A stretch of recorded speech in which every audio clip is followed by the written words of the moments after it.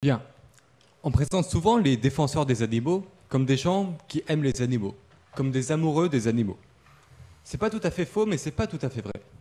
Je pense qu'il faut distinguer deux choses, qui sont l'émerveillement et la considération. On peut s'émerveiller devant la beauté du monde animal. On peut aimer les zèbres pour leurs belles rayures, on peut aimer les girafes pour leur cou immense, on peut aimer les paons pour leur queue grandiose, et les perroquets pour leurs belles couleurs. Mais ce n'est pas tout à fait la même chose que de considérer les animaux, que de se soucier de leurs besoins, de les traiter comme des individus à part entière, des individus avec leur subjectivité, des individus sentients. Les zoos sont surtout là pour exposer les animaux comme des œuvres de la nature, pour susciter l'émerveillement, la fascination, qu'on se dise « Waouh, c'est mignon, c'est rare, c'est exotique, c'est majestueux ». Mais cet émerveillement n'occulte pas une certaine compassion. Si vous avez déjà visité un zoo dans votre vie, vous avez probablement déjà éprouvé, vous êtes demandé sûrement si les animaux s'y sentaient bien. Vous avez peut-être été scandalisé devant une cage trop petite ou devant un animal qui répétait incessamment le même mouvement, ce qu'on appelle la stéréotypie. Mais il n'est pas toujours aisé de comprendre les animaux, surtout quand ils ont une taille très différente de la nôtre, quand ils ont un mode de vie très distant du nôtre, quand ils vivent dans l'eau ou dans un terrier. Pourquoi parler des zoos? Certains pourraient me dire, ce n'est pas le plus important. À côté, il y a l'élevage industriel qui massacre chaque année 1 milliard d'animaux terrestres qui ont passé une existence misérable dans des hangars surpeuplés. À côté, il y a la pêche commerciale qui tue plus de 1000 milliards de poissons chaque année, poissons qu'on a traînés dans de grands filets pour les laisser agoniser sur les chalutiers. Pourquoi parler des zoos alors que ça ne concerne qu'une minorité d'animaux? Je dirais d'une part que cette minorité mérite qu'on prenne soin d'elle, et ce n'est qu'une minorité relative. En termes absolus, on parle de dizaines de milliers d'individus. D'autre part, je suis convaincu que parler des zoos, ça peut amener à une réflexion plus large sur la manière dont on considère les animaux, sur la manière dont on les traite, dont on tolère leur captivité. Et les retombées de cette réflexion ne se limitent pas aux animaux de zoo. D'ailleurs, dans un autre contexte, c'est comme quand on parle de la corrida, on pourrait se dire, bon, la corrida, ça implique 1000 taureaux. Bon, c'est 1000 taureaux de trop, mais surtout, refuser la corrida, c'est aussi affirmer un message plus large qui est que les traditions ne se payent pas au prix du sang. Pourquoi parler des zoos enfin? Aussi parce que les zoos tiennent une place importante dans l'imaginaire que les gens ont des animaux. Les animaux de zoo, c'est un peu les animaux auxquels bon nombre de gens s'imaginent quand ils pensent à des animaux. Tapez animaux sur Internet, les premiers résultats qui vont apparaître, ça va être quoi? Ça va être des lions, des zèbres, des éléphants, un chat, un écureuil, bon, surtout des animaux de la savane africaine. Mais la savane africaine, ce n'est absolument pas représentatif du règne animal. Pourquoi est-ce qu'il n'y a pas des images de souris, de pigeons, de truites, de cochons, de mouches, alors qu'ils tiennent une place beaucoup plus importante dans nos vies? Ce soir, vous allez assister à une présentation sur l'histoire des zoos par Éric Baratet. Éric Baratet est historien, professeur à Lyon 3. Il a publié de nombreux ouvrages sur les animaux, par exemple Corrida en 1995, L'Église et l'animal en 1996, Zoo, histoire zoologique, histoire des jardins zoologiques en Occident en 1998, ou alors Culture féline en 2007. Il va vous présenter les origines du zoo, leur évolution à travers le temps, et aussi l'évolution des justifications qu'on en a données, avant d'aborder une partie un peu plus éthologique sur la manière dont les animaux vivent la captivité. Donc l'éthologie, c'est la science du comportement animal. Puis Amandine Sanvicens vous parlera de son association Paris Animaux Zoopolis et vous parlera de leur campagne autour du zoo de Lyon et d'une sortie progressive des zoos à long terme.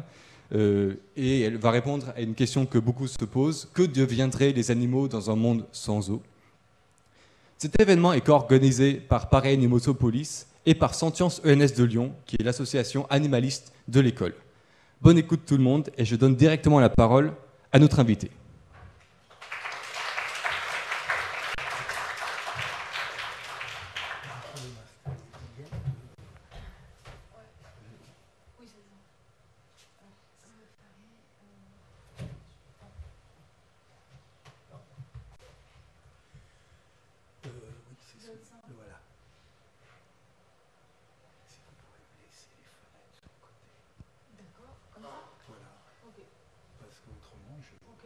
Je vais rester à parler, c'est la même.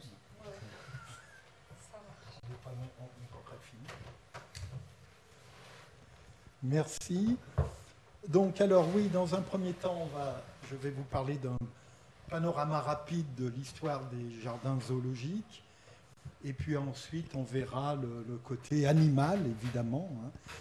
Là, ça sera surtout, dans un premier temps, plutôt le versant humain. Pourquoi des zoos et pourquoi... C'est moi qui ai...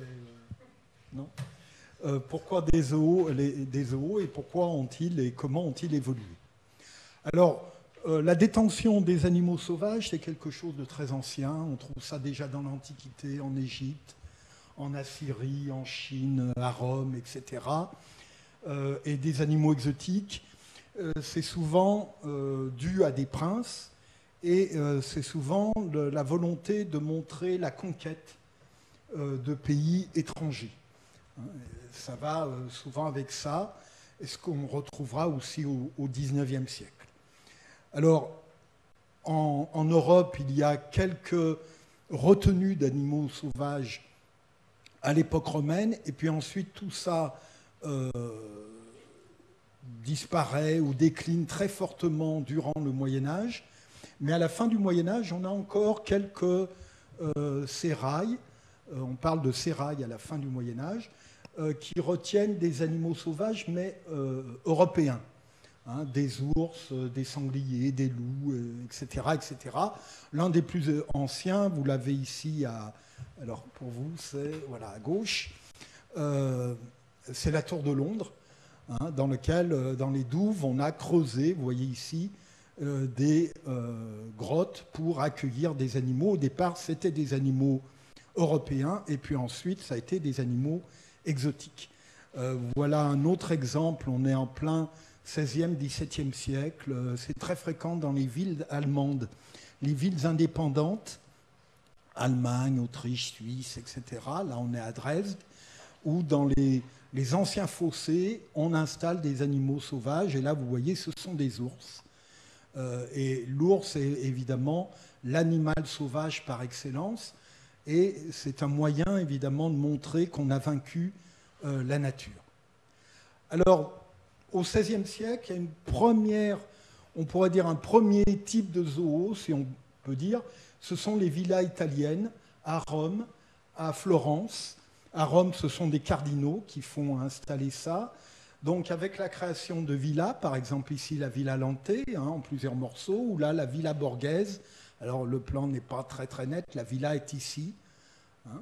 Dans cette villa, dans ces villas, on expose des merveilles de la nature, donc des plantes exotiques, des animaux exotiques, beaucoup d'oiseaux, mais aussi des herbivores, mais aussi des lions, par exemple. Et puis les merveilles de la culture, c'est-à-dire des statues dans les jardins, des fontaines.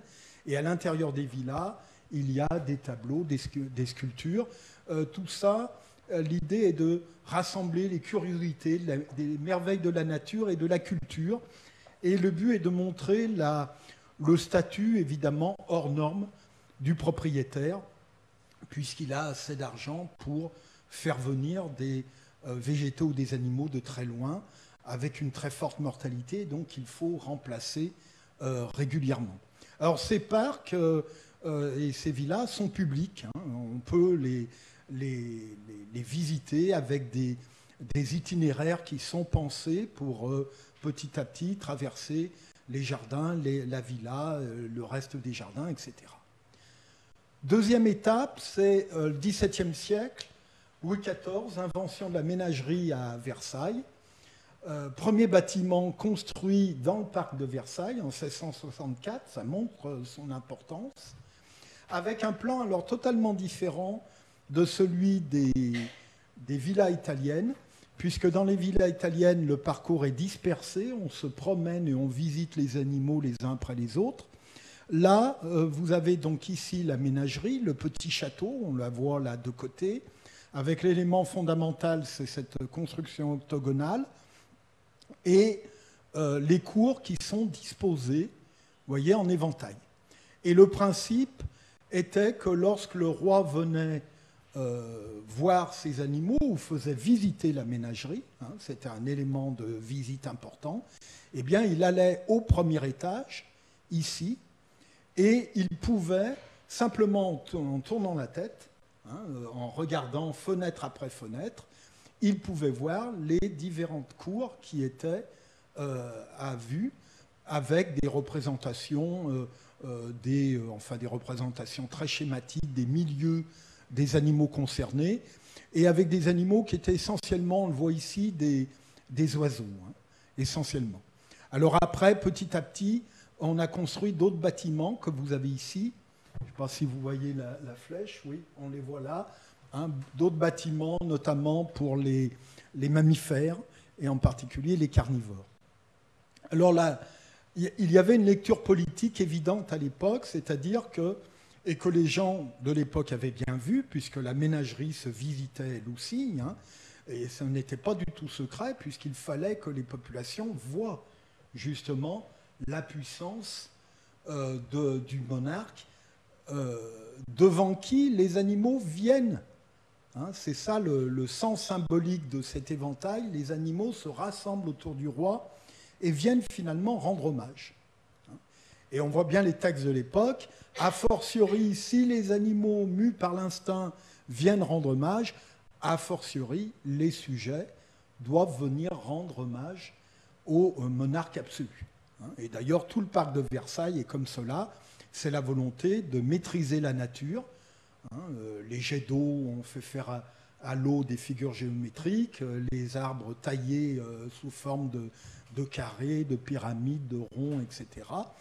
On impose un ordre autour du roi, donc comme monarque absolu. Alors cette installation va avoir beaucoup de succès au XVIIIe siècle auprès justement des princes qui sont des monarques absolus ou qui aimeraient l'être. Et donc on a par exemple le même style de ménagerie à Madrid, à Vienne, aux Pays-Bas. Le prince d'Orange, qui aimerait bien être monarque absolu, se fait construire une ménagerie comme ça. Et là vous avez aussi à Vienne, à Schönbrunn, c'est le prince Eugène, qui, sur un petit côté de son château, le château a une forme rectangulaire, et bien sur un petit côté, il fait construire, là aussi, c'est une ménagerie en éventail, et là, la gravure fait comme si on était au premier étage. On est au premier étage, et on regarde les différents espaces, en tournant simplement la tête, et vous voyez, là aussi, il y a du monde, cette ménagerie est visible. Alors là, je suis allé vite pour tracer à grands pas ce qui s'est passé à l'époque moderne. On va aller un peu plus doucement. Ah oui, je voulais quand même vous parler de ça. Parallèlement à ces ménageries, on voit le développement, surtout à partir du XVIIe siècle, des montreurs populaires. Alors dans un premier temps, ce sont des montreurs qui souvent ont un animal. Alors vous avez par exemple ici cet éléphant au XVIIIe siècle qui est promené dans toute l'Europe, de ville en ville. Et lorsqu'on arrive en ville, vous voyez, on installe une barricade en bois pour que les gens ne puissent pas voir, et la visite de l'animal est payante. Et c'est comme ça que les montreurs font fortune. Alors, les premiers datent du XVIe siècle. Il y a par exemple un rhinocéros au Portugal et en Italie. Début XVIIe, il y a l'éléphant Hansken qui se promène dans toute l'Europe. Et XVIIIe, vous avez par exemple le rhinocéros Clara, que Louis XV n'arrive même pas à acheter. Il voudrait bien l'acheter pour sa ménagerie, mais le montreur demande une telle somme qui représentait à peu près une vingtaine de tableaux de maître que Louis XV renonce à l'acheter, parce qu'évidemment le montreur n'avait pas du tout envie de se séparer de son animal, et sans doute gagnait-il bien plus en parcourant comme ça l'Europe. Alors ces présentations se sont petit à petit étoffées, notamment au XIXe siècle, avec des ménageries ambulantes, là aussi, avec le même principe, vous voyez, espace fermé, payant, et les gens viennent visiter. Alors ce qui montre aussi le changement, c'est la multiplication des espèces, parce qu'avec le développement des transports, il y a de plus en plus d'animaux exotiques qui arrivent, avec une forte mortalité, il faut les remplacer très souvent, mais il n'empêche que leurs prix au XIXe siècle est moins cher que ce que c'était au XVIIe ou au XVIe siècle. Et une bonne partie de la population voit ces animaux exotiques comme cela. Dans ses mémoires, Jules Vallès, dans le premier tome, L'Enfant, raconte comment il est au Puy-en-Velay, et dans les années 1840-50, j'ai plus là en tête la date exacte, eh bien, il voit passer un cirque avec une girafe. Et donc, le cirque entre, c'est la grande entrée dans la ville, avec fanfare, etc., la girafe qui se promène, et ensuite, il faut payer, évidemment, pour aller voir le spectacle. Et ces cirques vont être extrêmement importants. À l'époque, ils sont plus nombreux que les zoos, et certains cirques ont une faune bien plus importante que les zoos. Par exemple, le cirque d'Hagenbeck, à la fin, dont on reparlera, à la fin du XIXe siècle, est le plus grand cirque européen avec plusieurs centaines d'animaux. Alors, si on revient sur les zoos, on peut dire que le zoo moderne est inventé à Paris, au Jardin des Plantes, à la suite de la disparition de la ménagerie de Versailles, puisque la ménagerie de Versailles, qui est lue au moment de la Révolution comme le symbole même de l'absolutisme, la ménagerie de Versailles va être détruite. C'est le seul bâtiment qui a été détruit, qui n'existe plus. Et les animaux, une partie, on les a mangés, vendus, mangés, et d'autres animaux, on les a amenés, en fait, au muséum d'histoire naturelle que vous avez ici. C'est le plan du Jardin des Plantes. Le muséum est là. L'ancien Jardin des Plantes à la française, qui date, en fait, c'est Buffon qui l'a mis en place vraiment, qui date du XVIIIe siècle. Et puis, ici, on va créer ce qu'on appelle la vallée suisse, ce qu'on a appelé la vallée suisse, en fait, un jardin à l'anglaise, donc totalement différent du jardin à la française, avec des chemins sinueux, des bosquets, etc. Et l'idée, c'est, là encore, on revient finalement aux villas romaines. L'idée, c'est que le promeneur puisse se promener, puisse aller d'un chemin à l'autre. Ce n'est pas du tout le modèle versaillais où on se groupe autour des animaux. Là, on se promène, et de promenade en promenade, de chemin en chemin, on découvre des bâtiments. Par exemple, ici, le bâtiment de la Rotonde, qui existe toujours, en forme, dit-on à l'époque, de Légion d'honneur.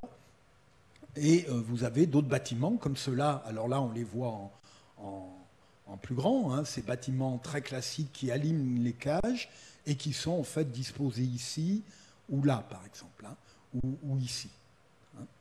Alors, ces animaux vont être dispersés donc, le long du jardin et rassemblés donc, dans des bâtiments concentrant les cages les unes à côté des autres. Alors, dans un premier temps, on invente ces bâtiments très classiques. On voit bien, c'est la mode du XVIIIe siècle, très classique. Et puis ensuite, au XIXe siècle, à partir du milieu du XIXe siècle, on invente des bâtiments souvent circulaires parce que ça permet à plus de gens de voir les animaux. On le voit ici, on est toujours au Jardin des Plantes avec la volière.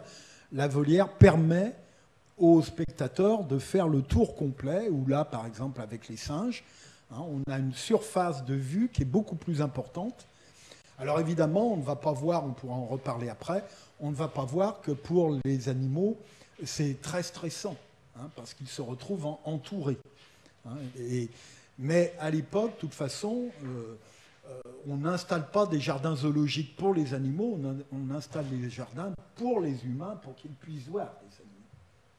Et il y a un directeur, je ne sais plus lequel, au XIXe siècle, qui dit très bien, au moins le XIXe siècle est franc, il dit que les jardins sont faits pour les humains et pas pour les animaux.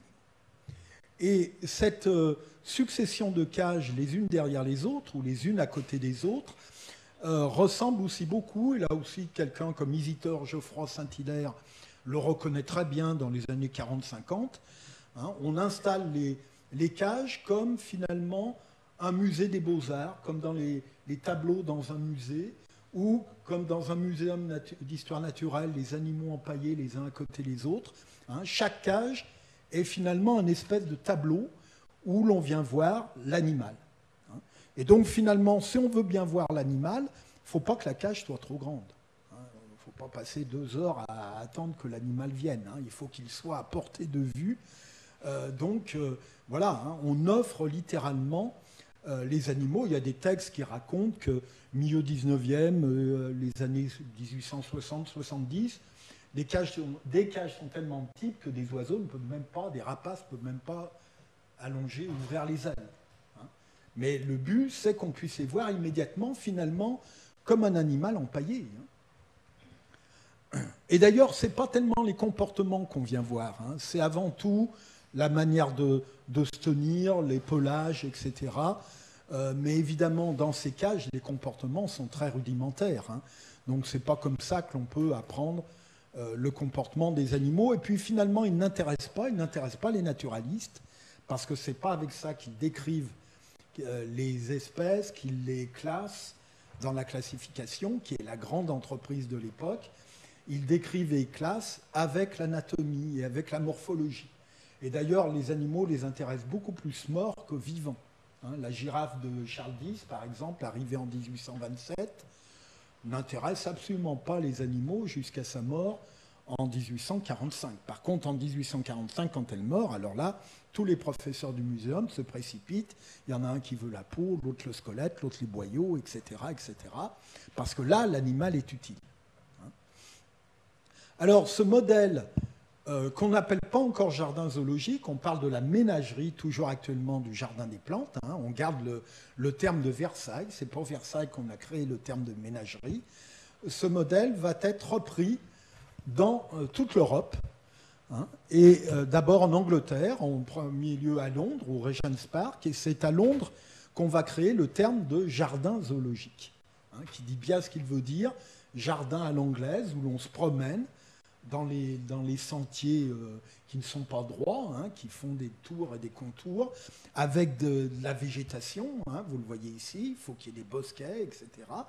Et en se promenant, eh bien, on découvre les cages les unes derrière les autres. Et en fait, c'est le modèle du jardin des plantes. Et vous voyez donc, ce modèle est tout à fait typique avec ces cages. Alors la grande invention, évidemment, de l'époque, ce sont les barreaux en fer, qui maintenant pour nous sont symboles de prison, mais qui pour les gens à l'époque constituent une révolution, parce que par rapport à des cages fermées par exemple par des palissades en bois, où l'on voyait entre 2 bouts de bois, et bien là, les gens de l'époque ont l'impression d'une libération du regard. Ils peuvent voir bien plus, et l'idée qu'il y ait là une prison ne vient à l'idée de personne jusqu'au... il faut attendre les années 1900 à peu près pour qu'on voit dans les archives des zoos apparaître des lettres de visiteurs se plaignant des installations et disant que ce sont des prisons. Mais l'idée de prison ne vient pas du tout à la tête des gens à l'époque. Au contraire, même ces zoos sont faits pour montrer une faune qui a été vaincue. Donc qu'elle soit finalement dans des cages, c'est tout à fait normal. Et d'autant plus qu'à partir des années 1850-60, chaque nation va se spécialiser dans les animaux de ses colonies, que ce soit en France, en Belgique, en Angleterre. On va se spécialiser et l'idée, c'est de, grâce aux zoos, on montre et on justifie évidemment la conquête coloniale en venant voir les animaux vaincus et en venant voir aussi la végétation, puisque cette végétation, ce sont à peu près tout le temps des arbres exotiques qu'on fait venir. On ne plante pas des frênes et des bouleaux que tout le monde connaît, ça n'a pas d'intérêt pour les gens de l'époque. Donc le but à l'époque, c'est vraiment de venir voir des vaincus dont la condition finalement n'effleure pas beaucoup la conscience des gens. Nouvelle étape, j'ai mis 3e, oui, si on part de Versailles, Versailles, le jardin des plantes, et puis maintenant celle-ci. Nouveau changement qui va être le grand modèle du XXe siècle. Alors je reviens quand même, parce qu'on m'a demandé de parler du zoo de Lyon, donc je reviens là-dessus. C'est dans ce contexte-là qu'est créé le zoo de Lyon à partir du Second Empire. Dans un premier temps, c'est un zoo, on ne peut pas parler de zoo, c'est un parc pour animaux européens. hein. Le premier projet prévoit de présenter, par exemple, toutes les races de vaches européennes. C'est l'époque où on crée énormément de nouvelles races de vaches, et l'idée, c'est de finalement les présenter, parce qu'à Lyon, on ne connaît pas forcément les vaches hollandaises ou les vaches anglaises, etc. Et puis ça ne marche pas, hein, tout simplement parce que les gens ne veulent pas voir des animaux exotiques, hein, des animaux indigènes. Hein, à chaque fois, les entreprises à animaux indigènes ne marchent pas. Et donc, on va se convertir à partir des années 70, surtout 80, dans les animaux exotiques, en bénéficiant de la colonisation. La plupart des animaux du zoo de Lyon ne sont pas achetés, ils sont donnés.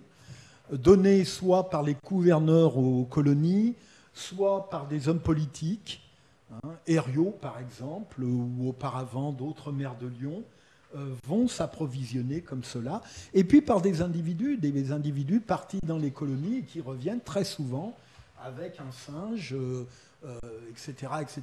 Puis au bout d'un moment, ils s'aperçoivent évidemment que l'animal encombre un peu l'appartement, et ils le proposent au jardin de Lyon. Alors les zoos de l'époque ne cherchent pas du tout à avoir des populations d'animaux. Quand ils ont un individu d'une espèce, ça suffit. Et on voit le zoo de Lyon qui, à peu près à 90%, refuse les animaux. On en a déjà un. Quand il sera mort, d'accord, mais pas maintenant. Pourquoi ? Parce que le but de l'époque, c'est pas de montrer des animaux tels qu'ils vivent, c'est de montrer la profusion, la diversité du monde animal. Hein, donc on en met un dans chaque cage, et on va de cage en cage. Hein, c'est vraiment l'énumération zoologique. Et donc le jardin de Lyon est créé comme cela, et les premières installations sont de ce genre-là. Il en reste, si vous le connaissez, il en reste la fosse aux ours, hein, la cage circulaire qui nous paraît très très dérisoire maintenant. Alors effectivement, les cages étaient très très très restreintes, à la fois parce qu'il fallait pouvoir voir l'animal immédiatement, hein, pas attendre qu'il veuille bien venir, et puis aussi, il faut toujours faire ce parallèle, tout simplement parce que les humains eux-mêmes, les urbains en particulier, n'ont pas des mètres carrés et des mètres carrés à disposition. Hein. La plupart des Lyonnais se retrouvent à plusieurs dans quelques mètres carrés. Donc qu'on n'offre pas plus aux animaux, ça n'échoppe pas.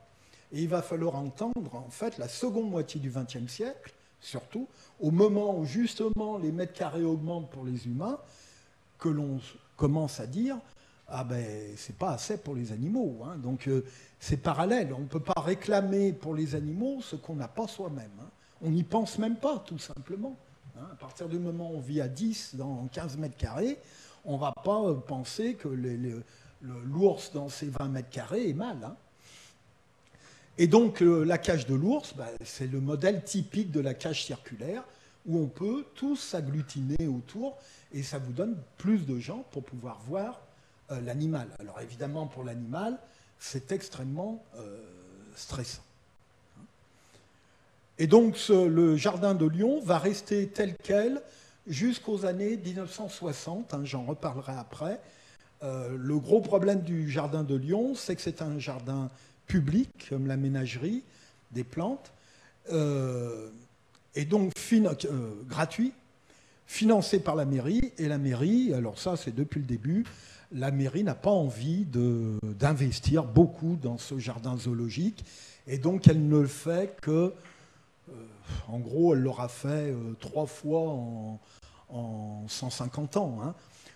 Elle le fait parcimonieusement et en attendant, vraiment en attendant que ce soit la dernière limite. Hein. Et alors là, on fait une rénovation, mais il n'y a pas les rénovations qu'on peut trouver très rapides, qu'on peut trouver à l'époque déjà dans les jardins privés ou actuellement. Alors je reviens à Hagenbeck. On se situe à Stellingen, la banlieue de Hambourg. Hagenbeck, donc je vous en ai parlé, c'est quelqu'un de très célèbre à l'époque. C'est un marchand d'animaux, c'est-à-dire qu'il a des troupes entières qui vont capturer des animaux en Afrique, en Amérique du Sud, en Asie, etc. C'est aussi un directeur de cirque. Hein, c'est lui qui a, à la fin du XIXe siècle, le cirque le plus important en Europe. Hein, et puis, il va avoir l'idée d'ouvrir un zoo. Alors pourquoi l'idée d'ouvrir un zoo? C'est tout simplement parce que les animaux qui arrivent des autres continents, dans un premier temps, étaient stockés dans des entrepôts avant d'être vendus à des cirques, des zoos, etc. etc. Hein, c'était une espèce de plateforme d'attente. Et Hagenbeck s'est dit, bah, finalement, plutôt que les parquer dans des hangars qui ne me rapportent rien, autant faire un zoo. Et un zoo un peu d'attente, hein, où l'animal va rester là 6 mois, 1 an, et puis quand il est vendu, hop, il s'en va et on le remplace par un autre. Mais alors la grande révolution, c'est qu'Hagenbeck, justement, on est 1907, on est début 19e, 20e, il a vraiment... c'est une éponge sociale, il sent ce qui se passe, qu'on voit, comme je vous le disais, par les lettres. Hagenbeck sent bien monter ce soupçon de prison de la part des zoos. Et donc, il va révolutionner la mise en scène, parce qu'un zoo, ça n'est qu'une mise en scène, ça n'est qu'un théâtre, hein, fait pour les humains, par les humains, pas pour les animaux, et encore moins par les animaux, évidemment. Donc, qu'est-ce qu'il va faire? Augmentation des superficies. Il achète en fait des champs à pommes de terre dans la banlieue de Hambourg à pas cher. Il en achète énormément. Les grands enclos, hein, comme vous voyez ici à droite, hein, alors qui à l'époque apparaissent, on reverrait à Stellingen de 1907, ça nous paraît très réduit. À l'époque, ça apparaît comme absolument prodigieux. Hein. Donc des grands enclos, beaucoup de végétalisation, hein, l'utilisation maximum du béton, c'est l'un des premiers à comprendre l'intérêt du béton, et à faire, vous voyez, sur les 2 photos, ces espèces de montagnes en béton, dont le but est de mettre en place un relief et de faire croire aux gens qu'on va chez les animaux. C'est évidemment totalement factice, hein, mais vous voyez par exemple ici, bah, l'idée c'est, on est dans les Alpes, on est en Suisse, hein, la Suisse de l'époque c'est encore un pays de sauvages, hein, et sauvages. Donc voilà, vous avez le chalet, vous avez les montagnes, etc. Et donc l'animal est censé finalement être chez lui. Hein. On verra un cas avec les ours polaires ensuite. Donc utilisation du béton. Et puis, dernière invention, qui là aussi va faire fureur, il va supprimer au maximum, ça ne disparaît pas totalement, mais au maximum les barreaux, et il les remplace par des fossés. Hein. Des fossés en calculant la distance de fuite, c'est-à-dire le bond que peut faire un animal pour s'enfuir. Bah, si son bond maximal est de 10 mètres, vous faites un fossé de 15 mètres, il ne peut pas s'enfuir. Il va tomber dans l'eau. Hein. Les fossés sont remplis d'eau. Donc il va peut-être essayer une fois, mais il n'essaiera pas 2 fois. Et évidemment, pour les gens de l'époque, qui arrivent devant des enclos plus grands qu'avant, cette espèce de verdure et de relief, de montagne, et l'absence de barreaux, va être une véritable révolution. Et voilà par exemple l'ouverture du jardin de Vincennes, qui reprend exactement le modèle Hagenbeck. Hein. Tous les grands zoos du XXe siècle vont se réformer sur le modèle Hagenbeck. Le premier, c'est Rome en 1912, puis ensuite, ça sera donc Vincennes, Paris, etc., Londres, etc., etc. Hein. Et là, vous êtes en 1934, c'est l'inauguration du jardin de Vincennes. C'est une véritable révolution. Hein. C'est un énorme succès. Les gens ont l'impression d'aller en Afrique. Hein. Vous avez les rochers. Évidemment, personne... Hein, c'est une illusion théâtrale, hein, mais les gens ont l'impression d'être en Afrique. Alors, vous voyez, évidemment, pour les animaux, hein, voilà, on est chez Hagenbeck, Stellingen. L'enclos et devant, vous avez le fossé, hein, des ours polaires, avec cette simili-banquise. On fait, comme vous voyez, avec ces morceaux de banquise qui ont bougé, etc. Ce n'est que du béton. Hein. Donc pour les ours, on ne peut pas dire que ce soit mieux que ce qu'il y avait avant. Hein. Mais il y a cette impression côté public que vraiment c'est une révolution et que ce ne sont plus les animaux qui sont amenés en Europe et tenus en cage, ce sont les Européens qui vont en Afrique, etc., etc. Et c'est une manière de voir sur laquelle les zoos actuels jouent beaucoup. Alors, donc, je vous disais, tous les zoos changent de cette manière, essentiellement donc, dans l'entre-deux-guerres. Alors, le zoo de Lyon, manque de financement, va le faire, lui, dans les années 60-70. C'est-à-dire quand c'est plus à la mode, quand au contraire, ça devient très critiqué. Pourquoi ? Parce que, comme toutes les dispositions théâtrales, au bout d'un moment, le public comprend. Au début, il a l'impression que c'est neuf et que c'est vraiment la nature. Et puis, au bout de 10 ans, 20 ans, 30 ans, on comprend que ce n'est que de l'artifice. Et les critiques, par exemple, sur le zoo de Vincennes, réapparaissent après 1945 et notamment dans les années 50, parce que le zoo a vieilli, évidemment, et puis plus personne n'est dupe. Alors, oui, mais à Lyon, on n'a pas rénové le zoo dans l'entre-deux-guerres, on va le faire dans les années, à partir des années 60 jusqu'aux années 80, c'est quand même étonnant. En 80, on abandonne la fosse, enfin l'ours abandonne sa cage, et on le met dans un dispositif, on en met plusieurs dans un dispositif, je crois qu'il existe encore d'ailleurs, comme celui-ci, où on voit les ours par en bas.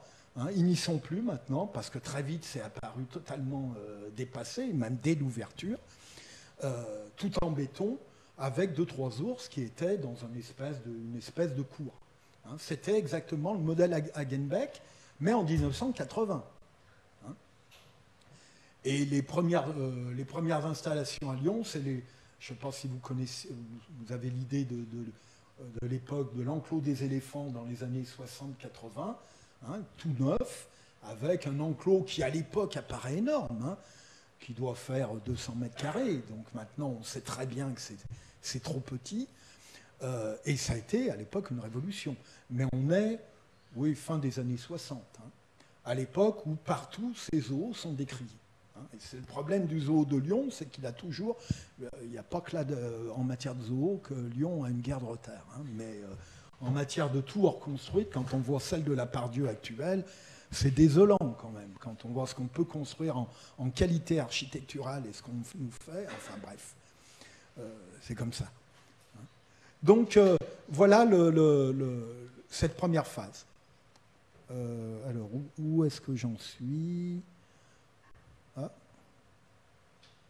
Voilà. J'ai mélangé les... Bon, elles se sont mélangées ou c'est moi qui les ai mélangées. Nouveau changement, justement, dans les années 60-70, parce que les zoos de l'époque Hagenbeck, et encore plus les zoos 19e, comme la ménagerie du Jardin des Plantes, sont de plus en plus critiqués. Les années 60 sont une période de très forte critique des zoos, 60 et jusque vers 75, ce qui fait par exemple le zoo de Marseille ferme, très très forte critique des zoos de la part des associations.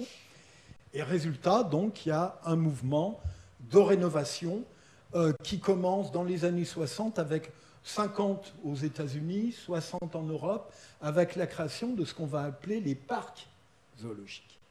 Et le changement de mot est important. On passe de jardin à parc, qui indique un changement d'échelle.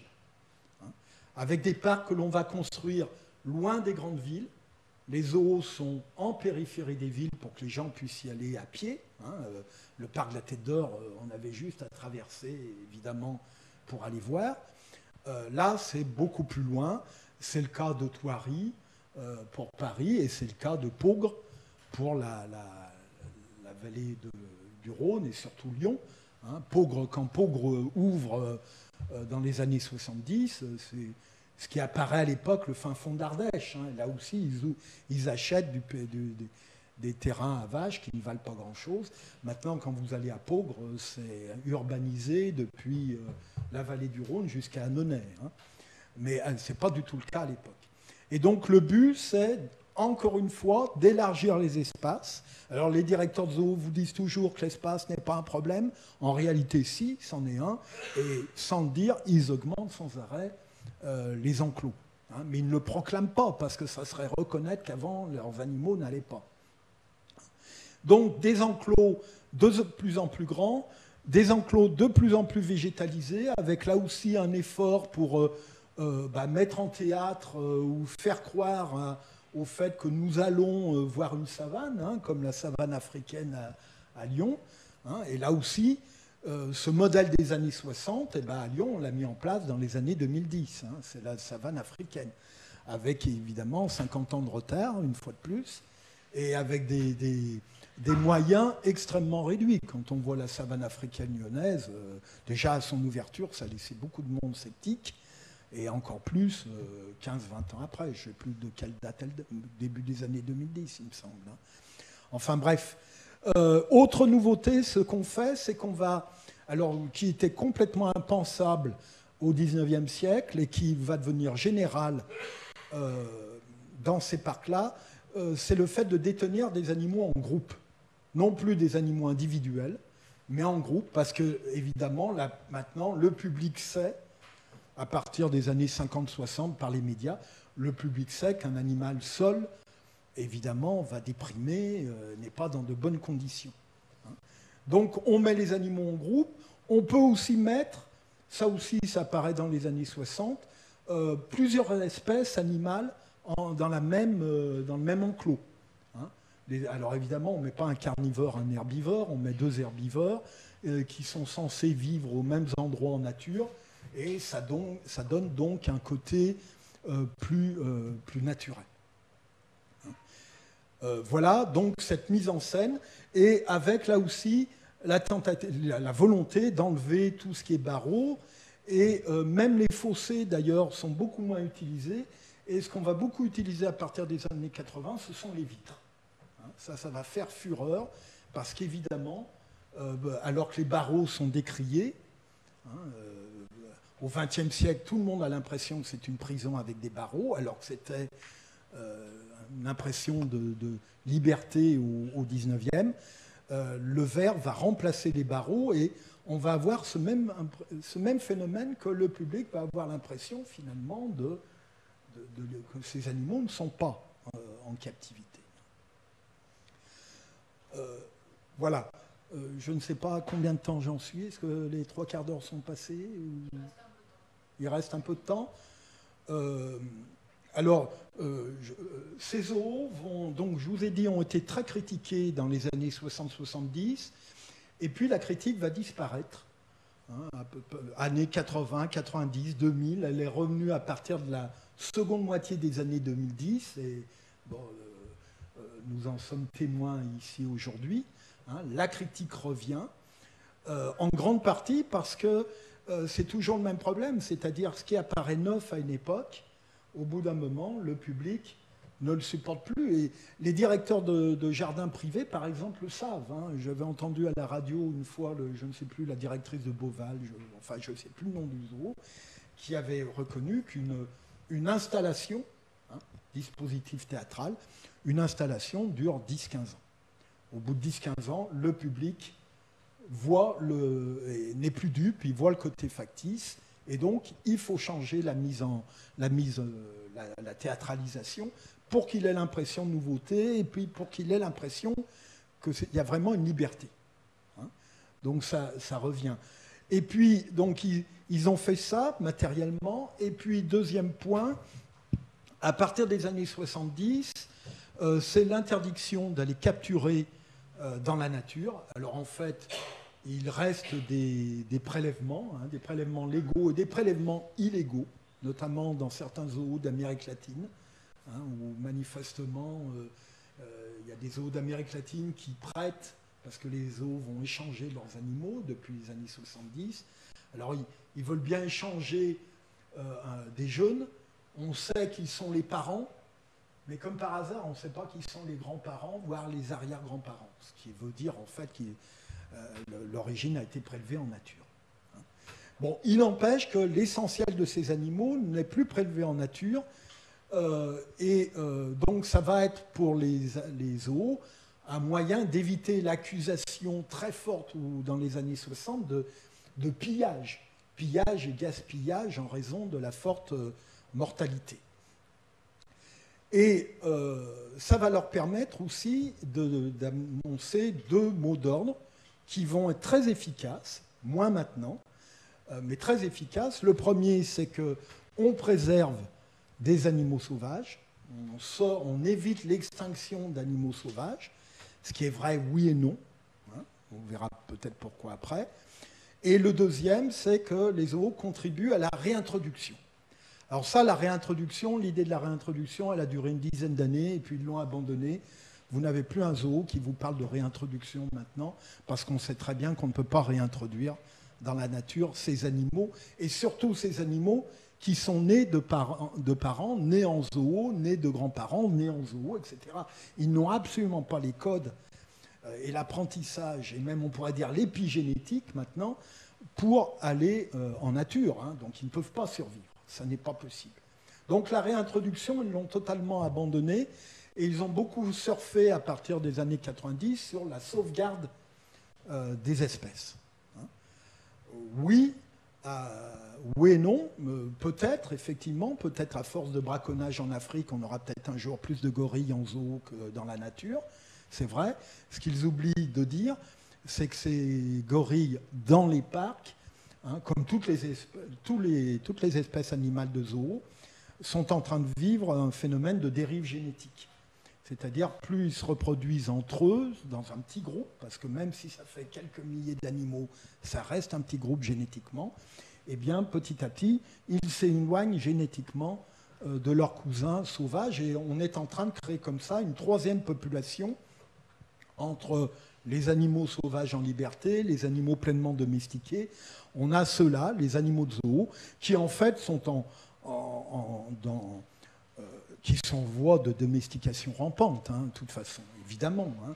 La girafe du zoo de Lyon, la dernière fois que je suis allé la voir, elle mangeait sa botte de paille rectangulaire. Bon, elle voit les humains, les vétérinaires, les soigneurs tous les jours. On ne peut pas parler, évidemment, d'animal sauvage, c'est pas possible. Hein, elle est en état d'apprivoisement et petit à petit, génération après génération, on est dans un phénomène de domestication rampante. Ce qui est très drôle d'ailleurs, c'est que les directeurs de zoo ne s'en aperçoivent pas forcément, ne sont pas toujours conscients. J'avais entendu là aussi à la radio une directrice, je ne sais plus laquelle, qui avait dit « Ah bah oui, pour garder le côté sauvage de nos animaux, on ne va plus leur donner de prénom. On mettra un numéro. » Pensez, si on appelle, au lieu de l'appeler Gaston, on l'appelle 007, qu'est-ce que ça va bien faire à la girafe, hein, rien. Ça ne changera pas le mode de vie dans lequel elle se trouve. Hein. Je ne sais pas si j'ai... Alors, je passe aux animaux eux-mêmes. Hein, j'ai du temps encore pour ça pour les... Hein. Alors, qu'est-ce que ça veut dire pour les animaux, tout ça, hein, ça veut dire d'abord, très longtemps, jusqu'aux années 60-70, une énorme mortalité. On l'avait calculé avec Elisabeth Ardouin-Fugé pour le Jardin des Plantes, et puis pour d'autres zoos que j'oublie, c'est elle qui était partie dans les comptages. Et on avait trouvé, pour la ménagerie du Jardin des Plantes, 80% de morts en un an. Hein, 80% de morts, en sachant que pour un animal vivant arrivant en zoo, vous en avez des dizaines derrière. Hein. J'ai une étudiante qui avait calculé pour un gorille de l'Est arrivé dans un zoo européen, il y avait 30 morts derrière. Hein.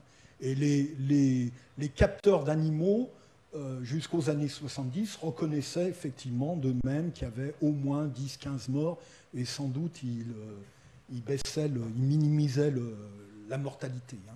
Donc énorme mortalité avant, énorme mortalité dans les zoos, à la fois par déprime psychologique, parce que ces animaux capturés, c'était des animaux en liberté, hein, donc ces animaux capturés, beaucoup n'arrivent pas à se faire. Et puis il y a aussi, alors là, énormément aussi, ce sont les épidémies, les maladies qu'on ne sait pas soigner, qu'on ne sait pas détecter, parce que l'hygiène dans ces zoos est longtemps très réduite, hein, comme chez les humains. Hein, on ne peut pas avoir plus d'hygiène pour les animaux quand il n'y en a pas plus pour les humains.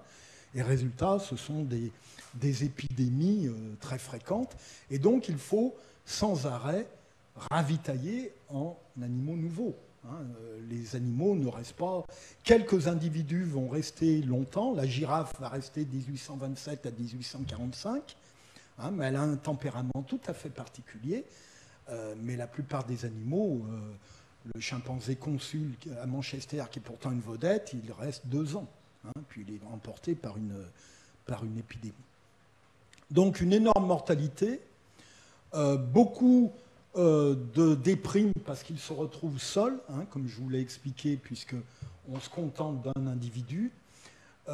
L'impossibilité, bien souvent, de pouvoir se bouger. Hein, mais alors là, ça ne date pas des jardins du 19e siècle. Hein.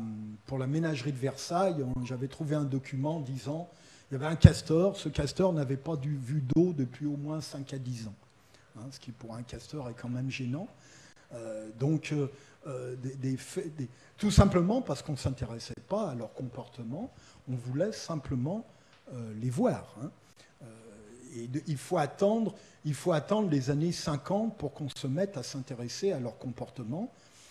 Mais même dans les zoos actuels, on ne peut pas voir le comportement des animaux en liberté, tout simplement. Déjà, ils ne descendent pas d'animaux en liberté, et puis, même agrandis, ce ne sont pas des espaces de liberté. Des phénomènes, ça a été évoqué tout à l'heure, de stéréotypie, hein, d'ennui, les animaux qui tournent en rond dans les cages, qui vont et qui viennent. Hein. Maintenant, ce sont des phénomènes qu'on a bien expliqués à partir des années 50, hein, ce qui a poussé d'ailleurs les zoos, ceux qui avaient les moyens, à se rénover, hein, à élargir, à mettre plusieurs individus, etc. Mais ça n'empêche pas la stéréotypie, parce que même si vous lui mettez 1000 mètres carrés, l'animal, au bout d'un moment, ces 1000 mètres carrés, il les connaît par cœur. Hein. Donc, il va se remettre à tourner en rond, hein, évidemment. Hein. Donc, tous ces phénomènes-là qui ont été, finalement, on a réalisé tout ça dans les années 50, 60, et ça a beaucoup poussé à la critique des zoos et à la rénovation des zoos. Alors les problèmes actuels, alors la mortalité, on ne peut pas dire, c'est devenu secret défense. Hein. C'est plus facile de voler un compte bancaire en Suisse que le registre de mortalité dans un zoo. Hein. Alors, dans les années 90, quand on a fait notre étude, alors là, ils n'avaient pas vu venir le coup. Au muséum, ils nous avaient tendu les registres sans problème. Quand le livre est paru, les registres ont disparu. Vous pouvez bien les demander, vous ne les aurez pas. Hein. Et alors les zoos privés, alors là, c'est... Bon. Et donc, ils communiquent sur quoi? Ils communiquent sur les naissances, parce que ça attire évidemment une population d'enfants, de parents, etc. Mais il y a un autre problème qui se développe maintenant, c'est celui du surplus d'animaux. Pourquoi? Parce que évidemment, à partir des années 60-70, avec les antibiotiques, on a éradiqué une grande partie de la mortalité. Avec les soins, on n'est plus à 80% de mortalité en un an. Hein, évidemment, en plus, ce sont des animaux dont les parents se sont habitués, donc il n'y a pas l'effet de stress, etc., que l'on pouvait trouver avant. Mais pour éviter les surplus, parce qu'il y a quand même plus de naissances qu'autrefois, les zoos sont obligés d'échanger leurs animaux, de les envoyer ailleurs. Et alors là, ils vont être très vite confrontés, à partir des années 80-90, au problème de consanguinité. Hein, c'est-à-dire que même si vous comptez tous les animaux en zoo, comme je vous le disais, l'effectif est quand même réduit, et on est très vite devant des problèmes de consanguinité. Ce qui fait qu'ils ont mis en place de véritables schémas d'échange, hein, par des accords entre zoos. Mais même comme ça, ils se retrouvent des fois avec des jeunes que personne ne veut prendre. Hein, tout simplement parce qu'on sait d'où il vient. Hein, il y a des arbres généalogiques, donc tout le monde sait d'où il vient. Et le zoo qui est, je ne sais pas, à New York ne va pas vouloir le vouloir parce qu'il sait que l'arrière-grand-père était à New York, par exemple. Hein. Et donc, on va se retrouver avec un problème de consanguinité. Ce qui fait que maintenant, alors là aussi, c'est secret défense, on a un phénomène qu'on ne connaissait pas avant, qui est celui de l'euthanasie. Hein, on euthanasie beaucoup, parce que ces animaux-là, on ne sait pas à qui les donner.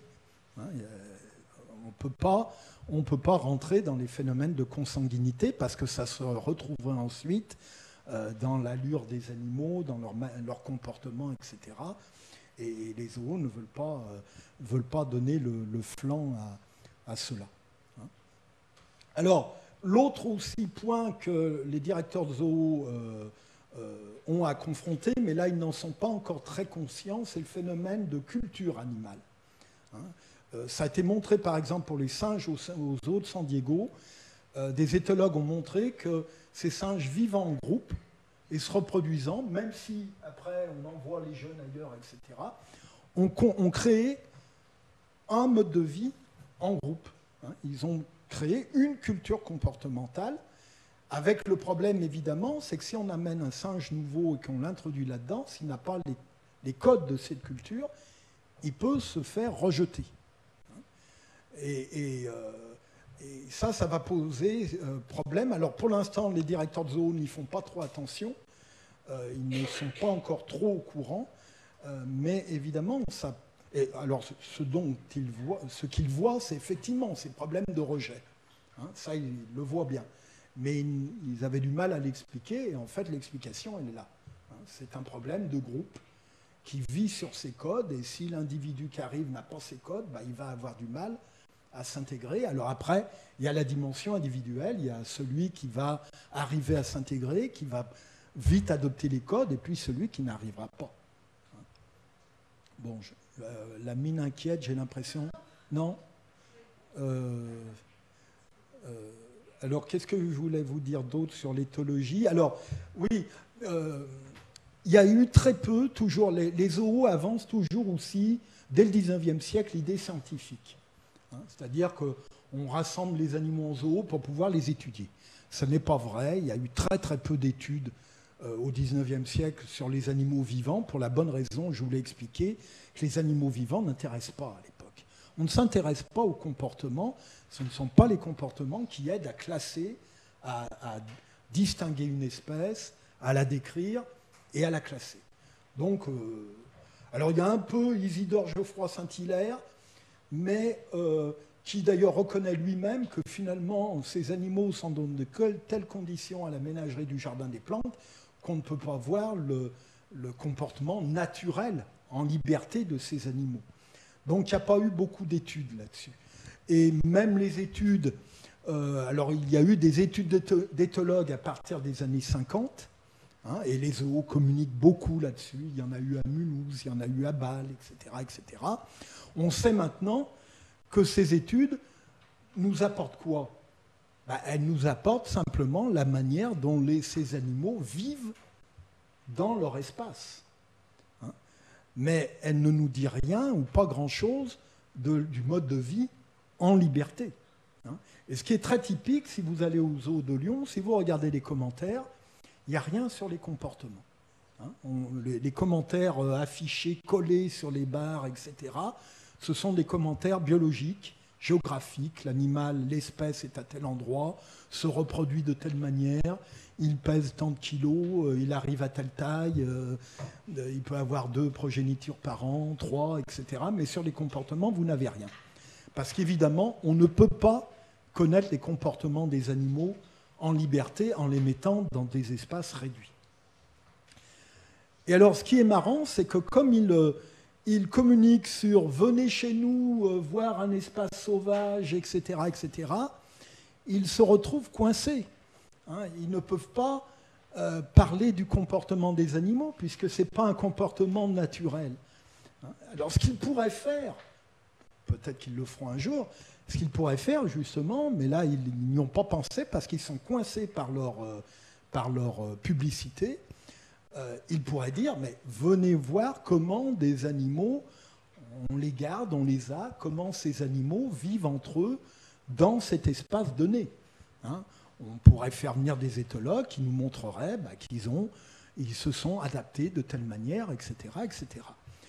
Mais pour l'instant, ils n'y pensent pas, parce qu'en fait, ils sont contraints par cette idée de zoo, espace sauvage, vous venez... vivre chez les animaux, etc. Une rhétorique qui est allée très loin aussi dans le paysage. Dans certains zoos, c'est le cas à Peaugres, vous êtes enfermé dans votre voiture. C'est vous qui traversez en voiture l'espace des lions. Quand ça a été créé à l'époque, on avait vraiment, moi je me rappelle enfant, on avait l'impression d'être dans la savane. Bon, maintenant, on sait que ces pauvres lions, ils avalent beaucoup de gaz carbonique, évidemment. Ils prennent la pollution des voitures qui vont très lentement. Ils la prennent en plein dans la figure. Donc, on contraint le public. Il y a des zoos aussi où le public était dans des espèces de tunnels en verre. Hein. C'était pas les animaux qui étaient enfermés, c'était le public qui était dans des espèces de tunnels. Et là, on pouvait argumenter. Donc, vous voyez, ces animaux sont libres dans des grands enclos. Par contre, celui qui est enfermé, c'est vous. Hein. C'est évidemment totalement factice. Hein. Évidemment, à la fin de la visite, vous êtes libre et vous faites ce que vous voulez. Hein. Voilà. J'ai fait le tour. Hein. Je pense que le mieux après, c'est les questions. Parce que je ne pense pas forcément à tout.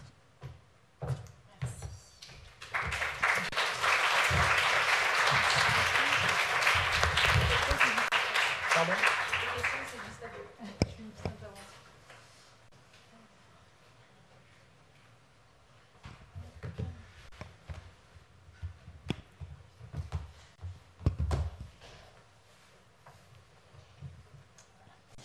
Bonjour à toutes et à tous. Donc je suis Amandine Saint-Vicence, cofondatrice de l'association PAZ, Projet Animaux Zoopolis.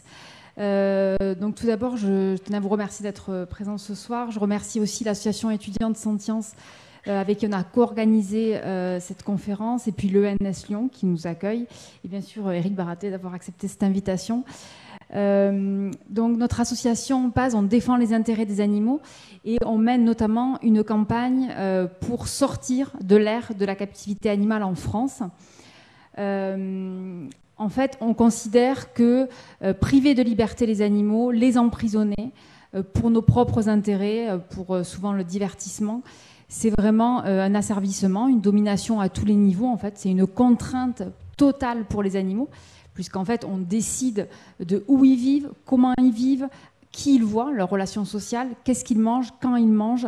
Donc, c'est vraiment un asservissement qui est inacceptable. Et donc, on se bat sur le plan politique, puisqu'en fait, on pose une question qui est politique. C'est quelle relation voulons-nous avoir avec les animaux sauvages ? Ces animaux qui, normalement, sont libres dans leur habitat. Et aujourd'hui, dans notre société, ils sont bien souvent emprisonnés, voire carrément tués, hein, si on parle de la chasse ou de la pêche. Et donc, notre association travaille pour que ça soit la dernière génération emprisonnée, aujourd'hui, actuellement. Donc là, évidemment, on parle des zoos. Alors, je tiens aussi à souligner qu'il y a les zoos aquatiques, hein, ce qu'on appelle les aquariums, qui sont aussi qui sont les établissements qui emprisonnent le plus d'animaux, hein, puisque les animaux aquatiques, notamment les poissons, sont emprisonnés dans un nombre énorme.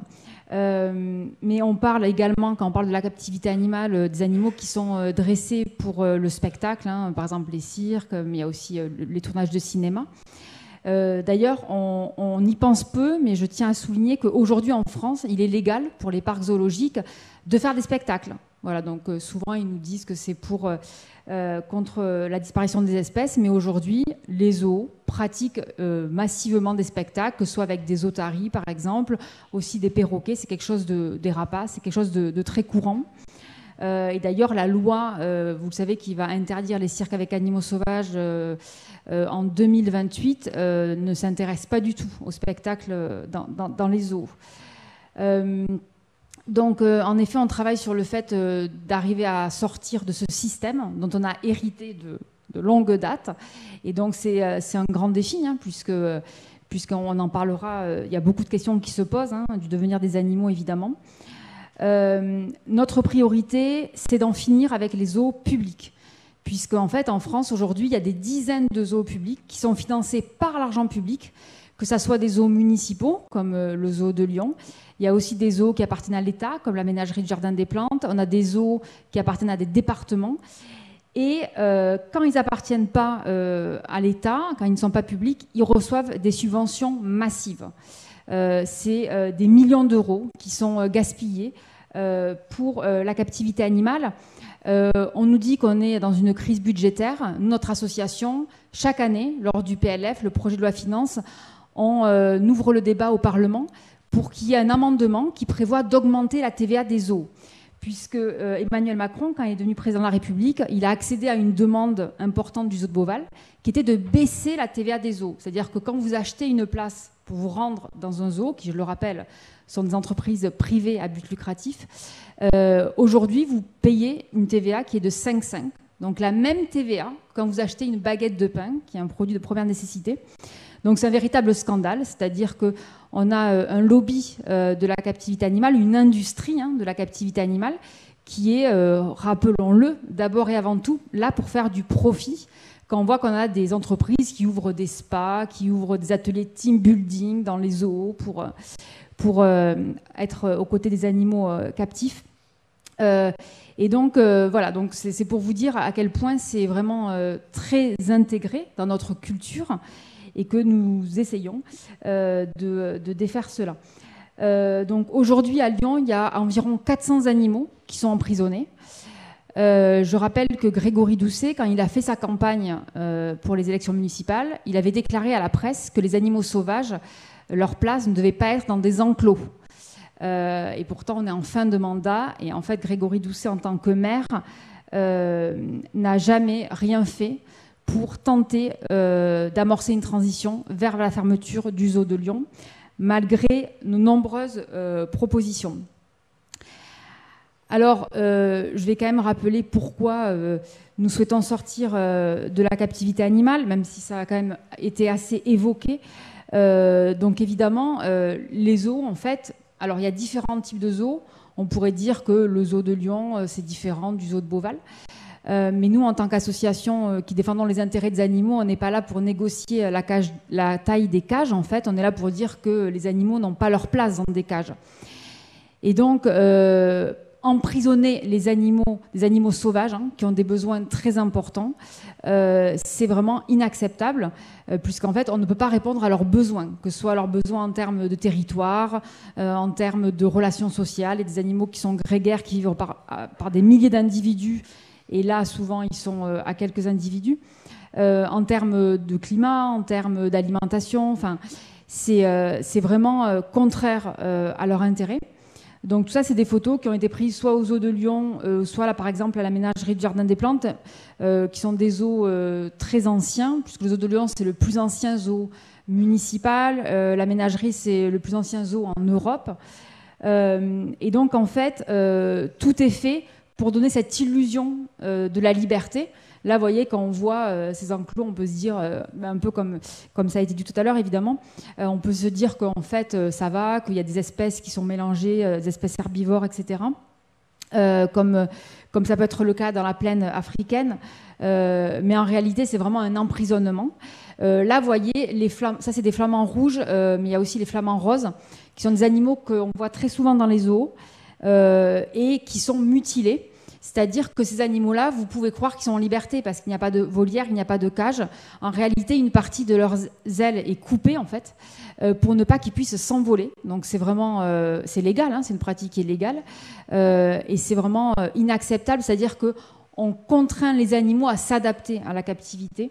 Et c'est vraiment une souffrance extrêmement forte, une souffrance mentale notamment. Et comme ça a pu être évoqué, avec notamment on peut voir des troubles du comportement. Évidemment, en fait, la question qui se pose à travers aussi la captivité animale, c'est qu'est-ce qu'on transmet aux générations futures, qu'est-ce qu'on donne à penser aux enfants. En fait, là, on leur donne à penser que finalement, c'est normal de priver de liberté des animaux sauvages, c'est normal de les mettre derrière des vitres, et que en fait, c'est même d'ailleurs institutionnalisé, puisque là, c'est la mairie de Lyon en fait qui le fait elle-même, et donc ça nous semble être extrêmement grave, alors que nous, en tant qu'association, on se bat pour dire que les animaux ont des besoins, qu'il faut les respecter, qu'il faut être bienveillant avec les animaux, qu'il faut les protéger, et qu'il faut sortir d'une relation de domination. Ensuite aussi, ce que je voulais rappeler, c'est que bien souvent, donc, on nous parle de l'argument des espèces menacées. Déjà, je tiens à dire que les deux causes de disparition des espèces aujourd'hui dans le monde, c'est la chasse, le braconnage et la disparition des habitats, la destruction des habitats, donc notamment à travers l'alimentation. Et donc, en fait, c'est vraiment la double peine pour les animaux sauvages. C'est-à-dire que d'un côté, on est responsable par nos activités humaines du fait qu'il y a des espèces qui disparaissent. Et de l'autre côté, on va se dire qu'on a la solution en les emprisonnant. Et donc ça, c'est vraiment profondément injuste. Et surtout, je voudrais rappeler que dans les zoos, en fait, il y a énormément d'animaux emprisonnés qui ne sont pas menacés de disparition. Donc on est vraiment sur une arnaque. Je crois qu'il faut utiliser ce mot-là d'arnaque. Au zoo de Lyon, on a un tiers des individus qui ne sont pas menacés, c'est-à-dire qui ne sont pas sur la liste rouge de l'UICN, qui classe les espèces en fonction de statut de disparition. Et donc pourquoi on a des animaux qui sont emprisonnés alors qu'on nous dit que c'est pour la question de la disparition des espèces? Donc ça montre que le but, c'est de présenter ce que avant les zoos disaient une collection. Donc comme on collectionne des timbres en fait, donc avec le plus d'animaux différents, des couleurs, des tailles, voilà, pour un peu impressionner. Et là, vous voyez par exemple ces flamands qui sont mutilés, ils ne sont pas menacés. Donc on se dit mais pourquoi ils sont là en fait? Ce sont des animaux qui vivent par milliers d'individus, qui vivent dans des eaux saumâtres profondes. Là en général ils ont une flaque d'eau en fait, ils sont à quelques dizaines. Donc c'est un problème éthique important. Donc notre association PAZ travaille depuis 3 ans pour la fermeture du zoo de Lyon. Le zoo de Lyon, comme vous le savez, il est gratuit. Donc il est entièrement financé par l'argent de la mairie de Lyon. Il y a eu des travaux qui ont été faits, notamment sur la plaine africaine. Et c'est vraiment des travaux extrêmement importants. En fait, on se dit, est-ce que c'est la priorité aujourd'hui d'une mairie que d'emprisonner des animaux à coût de millions d'euros, et que bien souvent, quand il y a ces rénovations, en fait, l'intérêt premier, c'est ce qu'on appelle le parcours visiteur, en fait. C'est-à-dire que pour les animaux, ça change pas grand-chose. Donc notre objectif, c'est de placer les animaux qui sont emprisonnés au zoo de Lyon dans des sanctuaires. Donc notre association a fait des propositions à la mairie de Lyon, donc, notamment sur la question des panthères de l'amour. Nous avons donc travaillé avec une association qui s'appelle Free Life pour proposer donc des places dans un sanctuaire. Donc les sanctuaires, ce sont des lieux qui sont gérés par des associations sans but lucratif, où il n'y a pas de reproduction et où l'idée c'est que les animaux aient la meilleure fin de vie possible. Et qu'ils puissent se cacher, qu'ils ne soient pas en permanence soumis au regard des humains. Il n'y a pas forcément de visite, il n'y a pas de reproduction évidemment, pour amorcer la transition vers la dernière génération d'animaux emprisonnés. Et donc on a fait cette proposition au maire de Lyon, qui avait dit dans la presse, on n'a pas de place pour les panthères de l'amour, elles ne sont pas bien, elles ont des troubles du comportement, où c'est qu'on pourrait les mettre? Donc nous on a cherché des places, on a fait des propositions aussi à l'adjoint à la condition animale, et puis ça a été refusé. Voilà. Les panthères de l'amour ont été transférées donc au zoo de Mulhouse, qui est un autre zoo municipal. On a également proposé que les girafes soient placées dans un sanctuaire à travers le budget participatif, et que donc l'enclos soit transformé en mini-musée pour justement mieux connaître les girafes, leur comportement, mais aussi pourquoi les causes de disparition, etc. Et là aussi, ça a été refusé. En fait, ça montre que aujourd'hui, le problème pour sortir de la captivité animale, il est politique. C'est-à-dire qu'on nous dit souvent, mais qu'est-ce que vous allez faire des animaux? C'est compliqué, ça existe déjà, il y en a des milliers, etc., etc. La question, elle est politique, en fait. Enfin, je veux dire, là, on a réussi à avoir une loi qui prévoit donc la fin des cirques, alors qu'on nous a dit pendant des années, mais qu'est-ce que vous allez faire des tigres, etc. Donc en fait, s'il y a une volonté politique, on peut se donner les moyens de sortir de ce système, même si c'est sûr que c'est compliqué, hein, mais encore une fois, on hérite d'un système. Donc en fait, soit on se dit qu'on l'alimente, soit on essaye de se dire qu'il faut faire une transition la moins pire possible pour en sortir. Et donc, du coup, on se mobilise depuis maintenant 2022 là-dessus. Donc je vais vous parler un petit peu de nos actions. On a évidemment manifesté à plusieurs reprises. C'est un sujet, on le voit, qui intéresse beaucoup les habitantes et habitants de Lyon.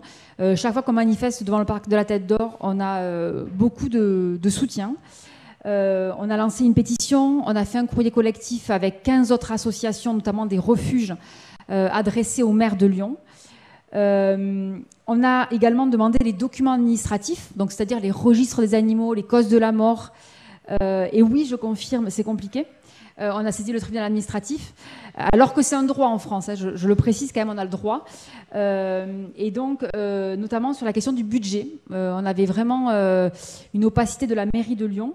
Et donc, après avoir saisi le tribunal administratif, après que la presse aussi s'est emparée de la question, nous avons pu étudier le fait qu'il y a plus de 1 million d'euros chaque année qui est dépensé pour le zoo de Lyon, sans compter les travaux d'investissement. Donc, par exemple, il y a eu 4,7 millions pour la forêt d'Asie. Et donc, en fait, tous ces travaux, pour nous, c'est une pièce dans la machine de maintenir ce système. Alors qu'avec cet argent, on pourrait amorcer une transition. Donc, c'est vraiment inacceptable. On a pu voir aussi que dans les causes de la mort, il y avait des situations, en fait, causées par la captivité. Et le pire, c'est qu'on se dit que, en captivité, le discours, c'est de dire qu'entre guillemets, ils seraient protégés. Et pourtant, on a des animaux qui sont morts de prédation, de conflits entre congénères. Et donc, voilà, donc c'est vraiment inacceptable. Malgré nos propositions, en fait, elles ont toutes été refusées par la mairie de Lyon. Et donc, en fait, on a fait une étude IFOP auprès de la population de Lyon uniquement, dans le cadre des élections municipales, pour savoir en fait ce que pensaient les habitantes et habitants de Lyon. Donc plus de la moitié souhaitent la fermeture du zoo et le placement des animaux en sanctuaire. Et ce qui est intéressant, c'est que évidemment c'est beaucoup plus haut chez les jeunes et aussi chez les familles en fait, donc avec enfants, puisqu'on nous dit que ce seraient les familles qui vont plus au zoo. 78% des personnes qui ont voté pour Grégory Doucet veulent la fermeture. Donc on voit bien qu'il y a quand même un gros décalage entre ce qui fait et les attentes en fait, de la population. On a un écart significatif entre les familles qui ont des enfants de moins de 15 ans et ceux qui n'en ont pas. Donc en fait les familles veulent plus voir le zoo fermé. Peut-être que ça s'explique par le fait qu'elles y vont en fait et elles voient les animaux et qu'elles se disent que c'est triste. Donc là actuellement, dans le cadre des élections municipales, on s'adresse donc à tous les candidats et candidates à la mairie de Lyon. On veut qu'il y ait vraiment des engagements qui soient clairs sur cette question du zoo. On veut des prises de position. Et donc, on a travaillé sur une charte, que vous pouvez voir là, donc, qui s'adresse à tous les candidats des mairies en France. Il y a notamment donc un paragraphe sur la captivité animale. Et donc, n'hésitez pas aussi à en parler si vous croisez des militants politiques ou carrément à écrire à des candidats. C'est vraiment important de faire monter ce sujet, de dire que la condition animale, c'est une question politique et que donc on veut des engagements dans le cadre des élections municipales, qu'on est beaucoup à aussi vouloir savoir ce que les candidats proposent en matière de conditions animales pour voter. Et donc, avant de vous laisser la parole et d'échanger, je voulais finir par une citation qui est dans le livre de l'historienne Violette Pouillard, qui je crois était une de vos élèves, dans l'histoire des zoos par les animaux. Donc en fait, elle relate un échange épistolaire de 1902 entre un directeur du zoo de New York et un marchand d'animaux. Et donc le directeur du zoo écrit: nous devons garder le silence sur l'abattage de 40 grands rhinocéros indiens lors de la capture de 4 jeunes. Si le fait devait atterrir dans les journaux, que ce soit ici ou à Londres, il donnerait lieu à des publications condamnant l'entreprise de la capture des animaux sauvages à des fins d'exposition dans son ensemble. Il y a à présent bon nombre d'excentriques si terriblement sentimentaux qu'ils affectent de croire qu'il est mal de capturer des créatures sauvages et de les exposer, même pour le bénéfice de millions de gens. Et donc, je voulais dire que nous sommes les excentriques d'aujourd'hui, si terriblement sentimentaux que nous affectons de croire qu'il est mal d'emprisonner des animaux sauvages pour le divertissement ou pour quelque autre prétexte. Et je voulais finir par une note d'espoir. L'année dernière, le Costa Rica a fermé tous ses zoos publics et le ministre de l'Environnement s'est félicité en disant que désormais, le pays s'est tourné vers une vision orientée vers les sanctuaires et les centres de sauvetage. Et donc, j'espère que ça va inspirer la mairie de Lyon et le gouvernement. Voilà. Merci beaucoup pour votre attention. Voilà, j'avais oublié cette slide. C'était pour vous montrer une photo d'un sanctuaire en fait sur les ours qui se remettent à hiverner en fait après être sortis de la captivité animale dans les sanctuaires où ils ont beaucoup d'espace. En fait, ils se remettent à hiverner, ce qui est un comportement très important pour les ours. Et oui, je voulais finir sur cette une de Lyon Capitale. Voilà, c'est nous qui voulons la peau du zoo.